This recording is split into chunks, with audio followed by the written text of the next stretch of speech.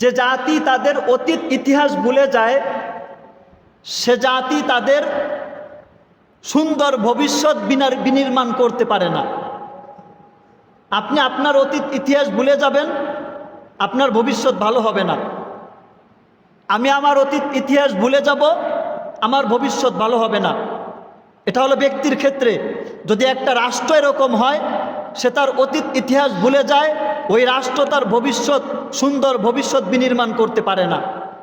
এজন্য অতীত ইতিহাস এটা সকলের জানা থাকা দরকার, যে আমি অতীতে কি ছিলাম, এখন কোন পর্যায়ে আছি, ভবিষ্যতে কি হতে পারে। দুটি আয়াতে কারিমা তেলাওয়াত করেছি। রাসূল করিম সাল্লাল্লাহু আলাইহি ওয়াসাল্লামের লম্বা দুটি হাদিস থেকে দুটি শব্দ আপনাদের সম্মুখে উপস্থাপন করেছি। আয়াত এবং হাদিসের আলোকে সংক্ষিপ্ত সময়ের ভিতরে আপনার আমার সকলের উপকার হয় এরকম কিছু আলোচনা করার ইনশাআল্লাহ চেষ্টা করব।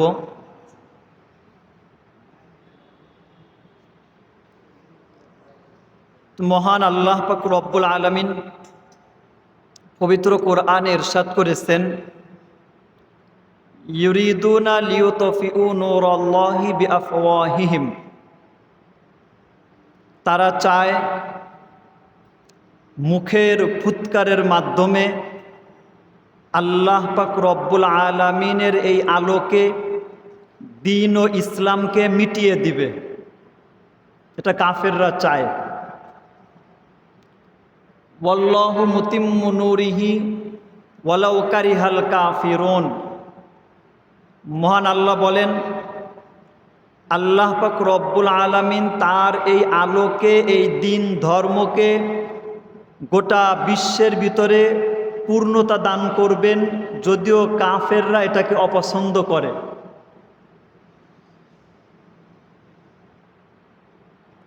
তো গোটা বিশ্বের কুফরি শক্তি, তাদের ইচ্ছা হলো আল্লাহ পাক রব্বুল আলামিনের পক্ষ থেকে প্রেরিত নবীদের আনিত যেই সত্য দ্বীন ধর্ম, এই দ্বীন ধর্মকে সমূলে যেন তারা নিশ্চিহ্ন করে দিতে পারে, এটা তাদের চিন্তা এবং ধ্যান ধারণা, এটাই তাদের ইচ্ছা থাকে। এই একটাই তাদের ইচ্ছা। চেহারায় যদিও অমুসলিম কাফের যারা, তাদের ভিন্নতা হতে পারে, ভৌগোলিক অবস্থানের দিক থেকে এক একজন এক এক জায়গায় ভিন্নতা হতে পারে, তবে আন্তরিক দিক থেকে, ঐকান্তিকতার দিক থেকে তাদের ইচ্ছা হলো আল্লাহর জমিনে আল্লাহর দ্বীনকে বাস্তবায়িত হতে দিবে না, কিভাবে আল্লাহর জমিনে আল্লাহর দ্বীনকে মিটাই দেওয়া যায় এবং তাদের কুফরি শক্তিকে কিভাবে প্রতিষ্ঠা করা যায়, এই চিন্তা চেতনা তাদের। এর বাইরে কিছু না, এই একটাই ধ্যান ধারণা তাদের। এটা যে তাদের একটাই মাত্র ধ্যান ধারণা, এটা আমরা কি করে বুঝলাম? অন্য একটা আয়াতে আমরা অনুবাদ শুনি। মহান আল্লাহ পাক রব্বুল আলামিন তার হাবিব সাল্লাল্লাহু আলাইহি ওয়াসাল্লামকে উদ্দেশ্য করে বলতেছেন, ওয়ালান তারদা আনকাল ইয়াহুদু ওয়ালান নাসারা হাত্তা তাত্তাবিআ মিল্লাতাহুম। খেয়াল করেন, হে রাসূল, ওয়ালান তারদা আনকাল ইয়াহুদু ওয়ালান নাসারা, ইহুদি এবং খ্রিস্টানরা আপনার উপরে কশ্চিনকালেও সন্তুষ্ট হবে না, তারা আপনার উপরে খুশি হবে না। হাত্তা তাত্তাবিআ মিল্লাতাহুম, যতক্ষণ না আপনি তাদের ধর্মের অনুসরণ করেন। তাহলে তারা কুফরির উপরে নিমজ্জিত, তারা কুফরির উপরে প্রতিষ্ঠিত, তারা চায় মুহাম্মাদুর রাসূলুল্লাহকেও ওই কুফরির উপরে নিয়ে যেতে। এই একটাই তাদের চাওয়া।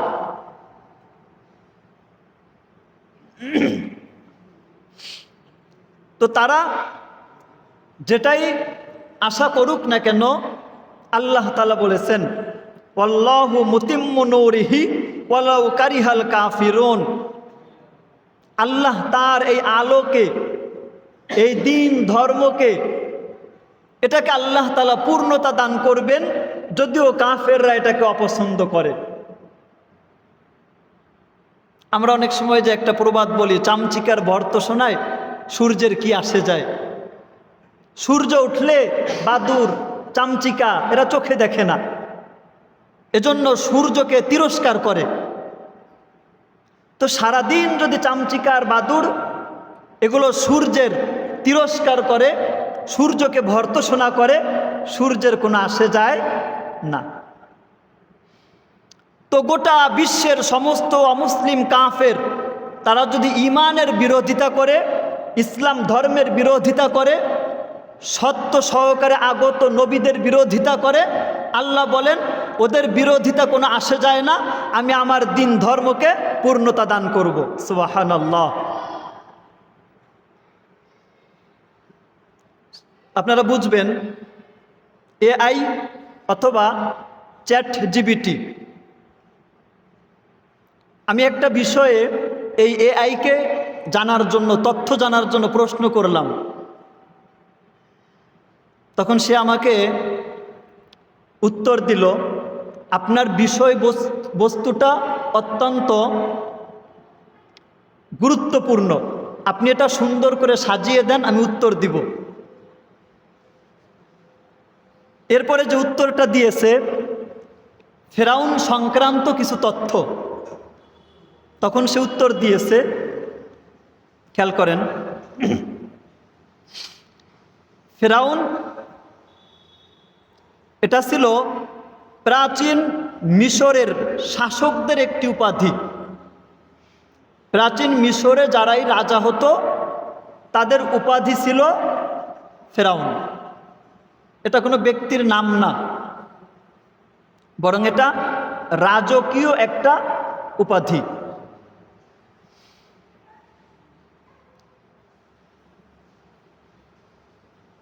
তাফসীর কারক এবং ঐতিহাসিকগণ ওনারা উল্লেখ করেছেন, হযরত মূসা আলাইহিসসালামের যুগে যেই ফেরাউন মিশরের রাজা ছিল তার নাম ছিল ওয়ালিদ ইবনে মুসআব। ওয়ালিদ ইবনে মুসআব মিশরের ফেরাউন, রাজকীয় উপাধি হলো ফেরাউন, আর তার মূল নাম হলো ওয়ালিদ ইবনে মুসআব।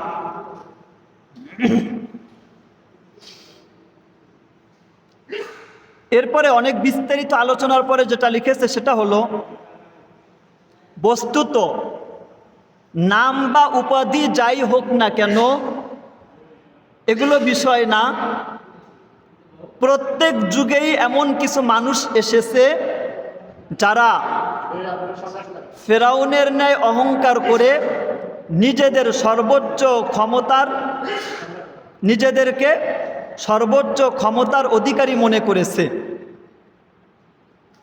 তো নাম বা উপাধি যাই হোক, যুগে যুগে বিভিন্ন সময় এমন কিছু ব্যক্তি পৃথিবীতে এসেছে যারা নিজেদেরকে সর্বোচ্চ ক্ষমতার অধিকারী মনে করেছে। আর এই যে নিজেকে যে সর্বোচ্চ ক্ষমতার অধিকারী মনে করে সর্বশেষ একটা দাবি করেছে মিশরের ফেরাউন, সে ব্যাপারে আল্লাহ পাক রব্বুল আলামিন বলছেন, ফেরাউন বলতেছে ফাকালা আনা রব্বুকুমুল আ'লা, আমি তোমাদের সর্বোচ্চ রব, এটা দাবি করল। কে দাবি করলো বলেন? মিশরের ফেরাউন। আনা রব্বুকুমুল আ'লা, আমি তোমাদের সর্বোচ্চ রব, এই দাবি করে বসলো। এখন একটা মূলনীতি আমাদের জেনে রাখা দরকার, সেটা হলো এই,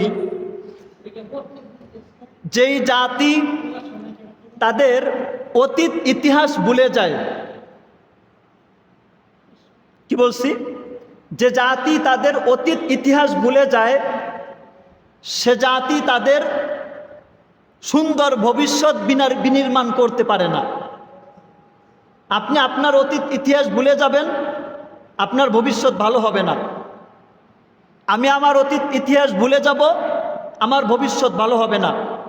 এটা হলো ব্যক্তির ক্ষেত্রে। যদি একটা রাষ্ট্র এরকম হয়, সে তার অতীত ইতিহাস ভুলে যায়, ওই রাষ্ট্র তার ভবিষ্যৎ, সুন্দর ভবিষ্যৎ বিনির্মাণ করতে পারে না। এজন্য অতীত ইতিহাস এটা সকলের জানা থাকা দরকার, যে আমি অতীতে কি ছিলাম, এখন কোন পর্যায়ে আছি, ভবিষ্যতে কি হতে পারে। এজন্য আমি সংক্ষিপ্ত আকারে ফেরাউনের অল্প একটু কথা বলবো। ওই যে বললাম, এর নাম হলো ওয়ালিদ ইবনে মুসআব। সিরাতে মুস্তফা নামক গ্রন্থে ফেরাউনের বাল্যকালের কিছু আলোচনা তুলে ধরা হয়েছে। সে যে বলল, আনা রব্বুকুমুল আ'লা, আমি তোমাদের সর্বোচ্চ রব। আর ইতিপূর্বে সে কি ছিল এটা একটু জানা দরকার। ওটা যদি জানি, তাহলে এখানে এসে এই কথাটা যে বলল, এটা যে তার কতটা ধৃষ্টতাপূর্ণ আচরণ হয়েছে এটা প্রমাণ হয়ে যাবে। সিরাতে মুস্তফায় লেখে, এই ওয়ালিদ ইবনে মুসআব নামে অল্প বয়সী একটা ছেলে, তার একজন দোস্ত ছিল হামান। এই দুইজন মিলে সাংসারিক অভাব অনাটনে, ক্ষুধার যন্ত্রণায়, খাবারের অন্বেষণে বের হয়েছে। কিছুদূর যেতে না যেতে দেখে, মিশরের আশপাশ অঞ্চলে কোনো এক বৃদ্ধ, সে খরমুজ, এক প্রকারের ফল, এই খরমুজ এটা চাষ করে। বৃদ্ধ তার খেতে নিজে কাজ করতে পারে না, বার্ধক্যজনিত কারণে। এজন্য এই দুই যুবককে তার খেতে কাজ করার জন্য বলল। ওয়ালিদ ইবনে মুসআব এবং হামান এই দুইজন রাজি হয়ে গেল। বিনিময়ে কি পাবে? সারাদিন দুইজন কাজ করলে 2টা খরমুজ পাবে। চিন্তা করলো, আচ্ছা ঠিক আছে, একটা নিজেরা খেয়ে আর একটা বিক্রি করে দিব। এভাবে এক পর্যায়ে দুইজনে কাজ করে কর্মচারী হিসেবে, আর 2টা খরমুজ পেয়ে একটা নিজেরা খায়, ক্ষুধা নিবারণ হয়, আর অপরটি বিক্রি করে টাকা জমায়। এরকম করতে করতে এই ওয়ালিদ ইবনে মুসআব এক পর্যায়ে মিশরের কবরস্থানে ওখানে দারোয়ান হিসেবে দায়িত্ব পায়। ঘটনাক্রমে এক পর্যায়ে মিশরের ভিতরে মহামারী দেখা দেয়। বিপুল পরিমাণ মানুষের মৃত্যু ঘটে। এই মৃতদেহ দাফন করার জন্য যখন এই মিশরের কবরস্থানে আনা হয়, এই ওয়ালিদ ইবনে মুসআব সে চিন্তা করলো যে এখনই তো সুযোগ কিছু টাকা ইনকাম করার। কি করলো? এই রাষ্ট্রীয় কবরস্থানে যদি কাউকে দাফন করতে হয়, তাহলে নির্দিষ্ট পরিমাণে একটা টাকা দিতে হবে।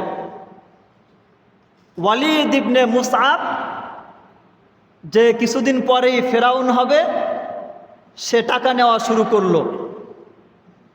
তো বাবার লাশ সন্তান দাফন করবে, টাকা দিতে দ্বিধাবোধ করেনি। যতটুকু চেয়েছে ততটুকু দিয়ে দিয়েছে। এভাবে সে ওয়ালিদ ইবনে মুসআব বিরাট সম্পদের পাহাড় গড়ে ফেলেছে। এক পর্যায়ে মিশরের ভিতরে দুর্ভিক্ষ দেখা দিল। এই ওয়ালিদ ইবনে মুসআব সে তৎকালীন মিশরের যিনি রাজা, তাকে একটা প্রস্তাব দিল, রাজামশাই একটা কাজ করেন, জনগণের উপরে আপনি যেই কর চাপিয়ে দিয়েছেন এটা তো তারা দিতে পারবে না, বলেন জনগণকে বলে দেন তারা অর্ধেক পরিমাণ কর দিয়ে দিবে, আর বাকি অর্ধেক পরিমাণ কর আমি ওয়ালিদ ইবনে মুসআব জনগণের পক্ষ থেকে আদায় করে দেব। ভাইরাল হয়ে গেছে, গোটা দেশের ভিতরে তার সুনাম সুখ্যাতি ছড়িয়ে গেছে। কে এই ওয়ালিদ ইবনে মুসআব, যে জনগণের পক্ষ থেকে আমাদের অর্ধেক পরিমাণ কর, ট্যাক্স এটা আদায় করে দিচ্ছে, সকলে তাকে দেখতে চায়। তো এক পর্যায়ে এই একটা জনকল্যাণকর কাজ করে ওয়ালিদ ইবনে মুসআব সে মিশরের ভিতরে জনপ্রিয়তা অর্জন করে ফেলল। এক পর্যায়ে সে মন্ত্রিত্বের দায়িত্ব পেয়ে গেল ওয়ালিদ ইবনে মুসআব। তো কিছুদিন পরে মিশরের রাজা ইন্তেকাল করে। এখন এই মিশরের সমস্ত মন্ত্রীরা মিলে পরামর্শ করলো রাজার অনুপস্থিতিতে কাকে এখানে রাজ দায়িত্ব দেওয়া যায়, কাকে রাজা বানানো যায়। তখন সকলে মিলে চিন্তা করলো এই ওয়ালিদ ইবনে মুসআব, সে যেহেতু জনগণের কাছে সবার থেকে প্রিয় প্রসিদ্ধ, তাকেই ক্ষমতা অর্পণ করা হোক। এবার ক্ষমতায় চলে আসলো ওয়ালিদ ইবনে মুসআব, যার নাম হয়ে গেল, উপাধি হয়ে গেল ফেরাউন। এই ফেরাউন কি করলো, তার দোস্ত হামান একই সাথে খরমুজ বিক্রি করে খাইছে, ওকে নিয়ে আসলো রাজদরবারে। এখন দুইজনে পরামর্শ করে কাজ করে। এক পর্যায়ে এমন ক্ষমতাধর সে হয়েছে, এমন সামরিক শক্তি সে অর্জন করেছে, জনগণের পরিপূর্ণ দায়িত্ব সে নিয়ে জনগণের উপরে পরিপূর্ণ কর্তৃত্ব যখন সে প্রয়োগ করেছে, এখন বলতেছে আনা রব্বুকুমুল আ'লা, আমি তোমাদের সর্বোচ্চ রব।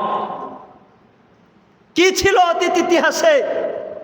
ক্ষুধার যন্ত্রণায়, খাবারের তাড়নায় অন্যের খেতে কাজ করেছে, দুইটা খরমুজ পেয়েছে, একটা ক্ষুধা নিবারণ করার জন্য খেয়েছে, আর একটা দুইজনে মিলে বিক্রি করেছে।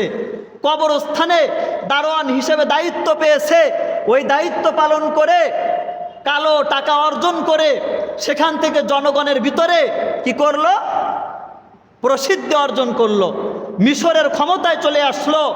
ক্ষমতায় চলে আসার পরে যে আল্লাহ পাক রব্বুল আলামিন এত ক্ষমতা দান করলেন, ওই যে তার যে বেহাল অবস্থা ছিল, জীর্ণ শীর্ণ অবস্থা ছিল, দারিদ্রতার ভিতর থেকে আল্লাহ তাআলা ক্ষমতার শীর্ষ স্থানে নিয়ে আসলেন।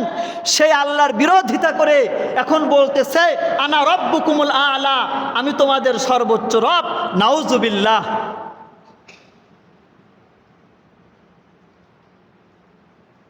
এজন্য বললাম যে জাতি তাদের অতীত ইতিহাস জানে না, যে জাতি তাদের অতীত ইতিহাস ভুলে যায়, এই জাতি তাদের ভবিষ্যৎ উজ্জ্বল এবং সুন্দর ভবিষ্যৎ বিনির্মাণ করতে পারে না।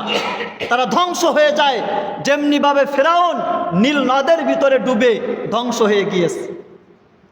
তা আমাদেরকে আমাদের অতীত ইতিহাস এটা জেনে রাখতে হবে, এটা জানা থাকতে হবে। এজন্য এখানে এই কথাটাই বলেছে, নাম এবং উপাধি যাই হোক, যুগে যুগে এমন কিছু ব্যক্তি এসেছে যারা ক্ষমতার সর্বোচ্চ দাবিদার হয়েছে, এক পর্যায়ে বলেছে আনা রব্বুকুমুল আ'লা, আমি সর্বোচ্চ রব। এরকম মানুষ যুগে যুগে অনেক এসেছে। এটা মনে করা যাবে না যে ফেরাউনদের বংশধর তারা ওই নীল নদে ডুবে মারা গেছে, না, এমন না। বরঞ্চ কিয়ামত পর্যন্ত এই ফেরাউনদের বংশধর যারা আসতে থাকবে, অনাগতভাবে তাদের পদচারণা পৃথিবীর ভিতরে এখনো পর্যন্ত বিরাজমান। তারা সব সময় চায়, তারা বলে কিসের আল্লাহ, কিসের রাসূল, কিসের ধর্ম, কিসের কর্ম, কোনো কিছুই নেই। আল্লাহ বলতে কোনো কিছুই নেই, পরকাল বলতে কোনো কিছুই নেই। নবীদের কথা কি, এগুলো বানোয়াট কাহিনী। ধর্ম কি, এগুলো মানুষের মন গড়া কথা। এইভাবে বলে বলে তারা চায়, আল্লাহ বলেছেন ইউরিদুনা লিউতফিউ নূরাল্লাহি বিআফওয়াহিহিম, তারা চায় আল্লাহর জ্বালানো এই বাতিকে, ঈমানকে, ইসলামকে, এই ধর্মকে তাদের মুখের ফুৎকারে উড়িয়ে দিতে চায়। কিন্তু আল্লাহ বলেন না না, ওয়াল্লাহু মুতিম্মু নূরিহি ওয়ালাউ কারিহাল কাফিরুন, গোটা বিশ্বের সমস্ত কাফেররা যদি এটা অপছন্দ করে, তথাপি আল্লাহ তার এই দিন ধর্মকে গোটা বিশ্বের ভিতরে আলোকিত করবেন। এটা আল্লাহর ওয়াদা। তো ফেরাউনরা যুগে যুগে আসবে, ধর্মের বিরোধিতা করবে, ইমানদারদের বিরোধিতা করবে, কোরআন নামক কোনো গ্রন্থ জমিনের ভিতরে থাকতে দিতে চাইবে না। কিন্তু আল্লাহ বলেন না, হবে না। আমি আল্লাহ আমি অতীতেও ছিলাম, এখনো আছি, ভবিষ্যতেও থাকবো, আমি এদেরকে রক্ষা করব। কে রক্ষা করবেন বলেন? এজন্য আল্লাহ তাআলা বলেছেন, ইন্না নাহনু নাযালনা যিকরা ওয়া ইন্না লাহু লাহাফিজুন। আল্লাহ বলেন, নিশ্চয় আমি আল্লাহ এই কোরআন নাজিল করেছি, এই কোরআন অবতীর্ণ করেছি, আর আমি আল্লাহ এই কোরআনকে কি করব? সংরক্ষণ করব। কিয়ামত পর্যন্ত সংরক্ষণ করবেন। কোন পর্যন্ত বলেন? কিয়ামত পর্যন্ত আল্লাহ পাক রব্বুল আলামিন এই কোরআনকে সংরক্ষিত রাখবেন। এরপরে আল্লাহ পাক রব্বুল আলামিন অন্য এক আয়াতে বলেছেন, বাল নাকযিফু বিল হাক্কি আলাল বাতিলি ফায়াদমাগুহু ফাইজা হুয়া যাহিক। খেয়াল করেন, অর্থটা অনেক তাৎপর্যপূর্ণ। আল্লাহ বলেন, বরং আমরা সত্যকে মিথ্যার উপরে ছুঁড়ে মারি। কে বলেন? আল্লাহ বলেন, সত্যকে মিথ্যার উপরে ছুঁড়ে মারি, ফলে মিথ্যার মস্তক চূর্ণ করে দেয়। সত্যকে যখন আল্লাহ তাআলা মিথ্যার উপরে ছুঁড়ে মারেন, সত্যের দ্বারা যখন আল্লাহ তাআলা মিথ্যাকে আঘাত করেন, তখন মিথ্যার মস্তক এটা চূর্ণ বিচূর্ণ হয়ে যায়, দ্বিখণ্ডিত হয়ে যায়, মিথ্যা টিকে থাকতে পারে না, আর তখন মিথ্যা বিলুপ্ত হয়ে যায়। তো যখনই পৃথিবীর বুকে মিথ্যা এটা মাথাচাড়া দিয়ে ওঠে, মিথ্যা যখন পরগাছা আগাছা হয়ে আসল গাছের উপরে কি করে? বিরাজমান হয়ে যায়। বিভিন্ন সময় দেখবেন বড় একটা তাল গাছের উপরে বিশাল একটা বট গাছ হয়েছে, এক পর্যায়ে দেখা যায় তাল গাছের কোনো অস্তিত্ব নেই, বট গাছটাই দেখা যায়। এরকম হয় না? আশপাশে, আমাদের ঘরের আশপাশে বিশেষ করে বড়ই বৃক্ষ, এই গাছের উপরে দেখবেন স্বর্ণলতা, অন্যান্য আজে বাজে গাছ, এগুলোকে এমনভাবে ধরে, ওর পাতা, ওর মূল, কাণ্ড, অস্তিত্ব কিছুই দেখা যায় না। এটা হয়, কিন্তু ফল কি হয়? যখন এই বড়ই বৃক্ষের মালিক চিন্তা করে, এই গাছ থেকে তো আমার 2000 টাকার ফল আসে বছরে, আর এই বড়ই বৃক্ষটাকে আশপাশের আগাছা পরগাছা এটাকে ঘিরে ধরেছে, এখন কি করবে? গাছের মালিক হাতে একটা দা নিবে, এই দা নিয়ে ওই গাছের আশপাশের যত আগাছা পরগাছা আছে সবগুলো কেটে সমূলে ধ্বংস করে দিবে। 5-10 মিনিট পরে দেখবেন শুকিয়ে গেছে। শুকিয়ে যায় না লতা পাতাগুলো? মিথ্যা এরকম সত্যের উপরে মাথাচাড়া দিয়ে ওঠে, সত্যকে ঢেকে রাখতে চায়, কিন্তু আল্লাহ বলেন না, এটা হবে না। আমি আল্লাহ পাক রব্বুল আলামিন সত্যের মাধ্যমে মিথ্যার উপরে আঘাত ছুড়ে দেই, তখন ওই মিথ্যার মস্তক চূর্ণ বিচূর্ণ হয়ে যায়, এক পর্যায়ে মিথ্যা অবদমিত হয়ে যায়। অন্যায়ত আল্লাহ তাআলা আরেকভাবে বলেছেন, আল্লাহ বলেছেন, কুল জা আল হক ওয়া যাহাকাল বাতিল। সত্যের আবির্ভাবে মিথ্যা দূরীভূত হয়ে গিয়েছে, ইন্নাল বাতিলা কানা যাহুকা। আর মিথ্যা এটা দূরীভূত হওয়ারই, মিথ্যা কখনো টিকে থাকতে পারে না। সেজন্য যুগে যুগে যারা ফেরাউনের ভূমিকা পালন করেছে, আল্লাহ তাআলা এই ফেরাউনদের বিপরীতে মুসাদেরকেও আল্লাহ তাআলা পাঠিয়েছেন। হাদিসের কিতাবে এরকম ঘটনা উল্লেখ আছে, রাসূল করিম সাল্লাল্লাহু আলাইহি ওয়াসাল্লাম বদর যুদ্ধে সাহাবীদেরকে বললেন, কে আছে তোমাদের মধ্যে, কে আসো আবু জেহেলের একটু খবর নিয়ে আসবে আমার কাছে, তার কি অবস্থা। তা আপনারা ঘটনা জানেন, মুআজ এবং মুআউইজ দুই ভাই ছোট, এরা আবু জাহেলকে হত্যা করেছে, তার ঘোড়ার উপরে আঘাত করে, তার পায়ের উপরে আঘাত করে নিচে ফেলে এরপরে ধরাশায়ী করে ফেলেছে। আব্দুল্লাহ ইবনে মাসউদ রাদিয়াল্লাহু তাআলা আনহু, বুখারীর বর্ণনা, উনি বলেন, আমি গেলাম আবু জেহেলকে দেখার জন্য কি অবস্থায়, তো দেখলাম তার শেষ নিঃশ্বাস ত্যাগ করার মুহূর্ত চলে এসেছে, মরে মরে একটা ভাব। তা আমি কি করলাম, তার বুকের উপরে বসলাম, তার কল্লাটা কেটে আল্লাহ নবী সাল্লাল্লাহু আলাইহি ওয়াসাল্লামের দরবারে নিয়ে আসব। খেয়াল করেন, কয়েকটা কথা আবু জেহেল বলেছে। এখন বলতেছে যে, দেখো তুমি মুহাম্মাদকে গিয়ে বলো যে আবু জাহেল মারা যাওয়ার আগে এই কথাগুলো বলেছে। কি বলেছে? আবু জেহেলকে বা আমাকে আমার গোত্রের লোকেরাই হত্যা করেছে, এজন্য আমি কোনো কি পাই না, লজ্জা পাই না। 2 নাম্বার, যদি তুমি আমাকে হত্যা না করে আমার গর্দানটা না কেটে, যদি ধনী একজন ব্যক্তি, আরবের নেতৃস্থানীয় একজন লোক আমার গর্দানটা কাটতো, তাহলে মনকে একটু সান্ত্বনা দিতে পারতাম। মানে মরার সময় মরে আর অহংকার করে, কি করে বলেন?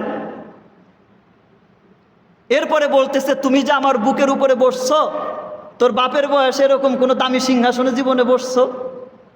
আবু জেহেল নিজের বুকটাকে, সিনাটাকে সিংহাসন মনে করছে। জীবনে কোনোদিন এমন দামি সিংহাসনে কোনোদিন বসছো? এরপরে শেষে বলতেছে, তুমি মুহাম্মদকে গিয়ে বলো যে সারা জীবন আবু জাহেল তোমার প্রতি যতটা ঘৃণা প্রদর্শন করেছে, মৃত্যুর আগে সে এর থেকে হাজারো লাখো গুণ বেশি ঘৃণা নিয়ে মৃত্যুবরণ করছে। নাউজুবিল্লাহ। এই কথাগুলো শোনার পরে রাসূল করিম সাল্লাল্লাহু আলাইহি ওয়াসাল্লাম বলতেছেন, মুসা নবীর যুগেও একটা ফেরাউন ছিল, আর আমি নবী মুহাম্মদুর রাসূলুল্লাহ আমার যুগেও আল্লাহ একটা ফেরাউন দিয়েছেন।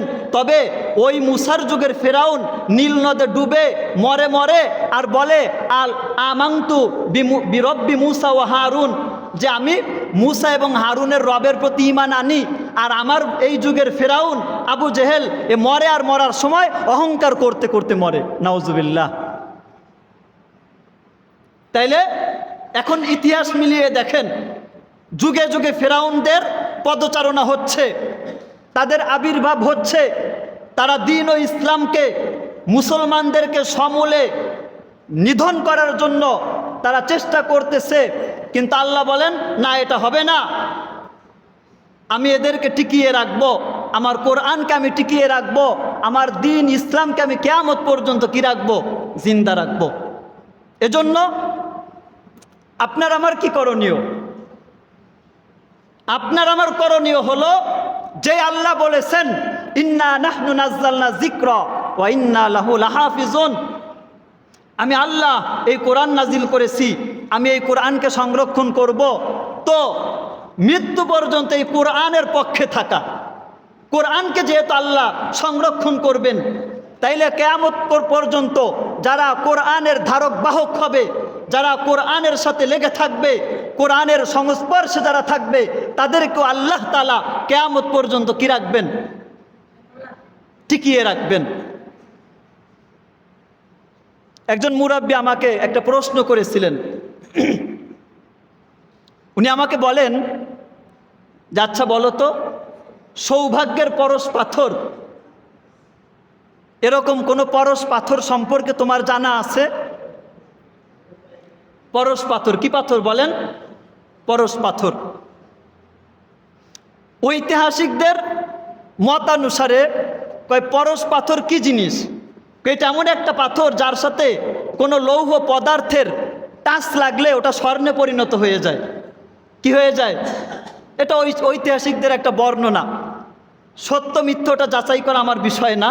তুমি আমাকে বলতেছেন এরকম পরশ পাথরের তোমার ধারণা আছে কিনা? তখন আমি ছোট, আমি বললাম না, এরকম আমার ধারণা নেই। তুমি আমাকে বললেন, দেখো কোরআন হচ্ছে পরশ পাথর। কি পাথর? কোরআন হচ্ছে পরশ পাথর। কয় যে ব্যক্তি, যার জীবনে কোরআনের ছোঁয়া লেগে যাবে, কয় সেই ব্যক্তি দামি হয়ে যাবে। কয় কিভাবে? কয় তুমি খেয়াল করো, কয় যেই ফেরেশতা এই কোরআন নিয়ে রাসূলের কাছে এসেছেন, সমস্ত ফেরেশতাদের ভিতরে ওই ফেরেশতা দামি হয়ে গেছেন। জিবরিল। কে? জিবরিল। কয় যেই পাহাড়ের ভিতরে, যেই গুহার ভিতরে বসে আল্লাহর নবী ধ্যান করতেন, যেখানে থাকা অবস্থায় এই কোরআন নাজিল হলো, ইকরা বিসমি রাব্বিকাল্লাযী খালাক, খালাকাল ইনসানা মিন আলাক। কয় এই সূরা ইকরা যেই পাহাড়ের ভিতরে বসে নাজিল হলো, কয় ওই পাহাড় দামি হয়ে গেছে। কয় যেই মাসের ভিতরে এই কোরআন নাজিল হলো, ওই মাস দামি হয়ে গেছে। যেই রাসূলের উপরে এই কোরআন নাজিল হয়েছে, গোটা সমস্ত নবীদের ভিতরে ওই রাসূল শ্রেষ্ঠত্বের আসনে আসীন হয়ে গিয়েছেন। এভাবে বলতে গেলে অনেক। সর্বশেষ আসেন একটা আম গাছের কাঠ। এটার উপরে যখন কোরআন রাখা হয়, আমার মনে হয় না যে কারোর এই সাহস হবে যে ওই কাঠটাকে কোনো তুচ্ছ তাচ্ছিল্যের সাথে দেখবে। বরং একটা আম গাছের কাঠ দিয়ে যখন রেহাল তৈরি করা হয়, কোরআন রাখা হোক না না হোক ওটার দাম বেড়ে যায়। অথচ এর থেকে দামি দামি খাট আমরা ব্যবহার করতেছি, ঘরে আমরা কাঠের জিনিস ব্যবহার করতেছি, ওগুলোর আমাদের কাছে কোনো সম্মান নেই। দর্জির দোকানে পড়ে থাকা অল্প একটু কাপড়, ওটা যখন কোরআনের গেলাফ হিসেবে চলে আসতেছে, ওই কাপড়ের দাম বেড়ে যাচ্ছে। বাড়ছে কিনা বলেন? বাড়ছে। সেজন্য কিয়ামত পর্যন্ত কোরআনকে আল্লাহ সংরক্ষণ করে রাখবেন, এটা যেমন সত্য। কোরআনের সাথে যারা লেগে থাকবে তাদেরকেও আল্লাহ পাক রব্বুল আলামিন সংরক্ষণ করবেন। কারণ কোরআন সংরক্ষণ করবেন আল্লাহ তাআলা কার মাধ্যমে?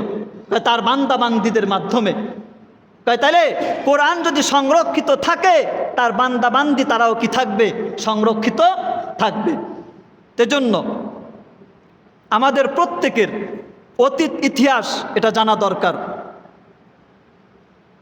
যদি আমরা অতীত ইতিহাস না জানি, ওটা যদি আমরা ভুলে যাই, তাহলে আমাদের ভবিষ্যৎ খারাপ হবে।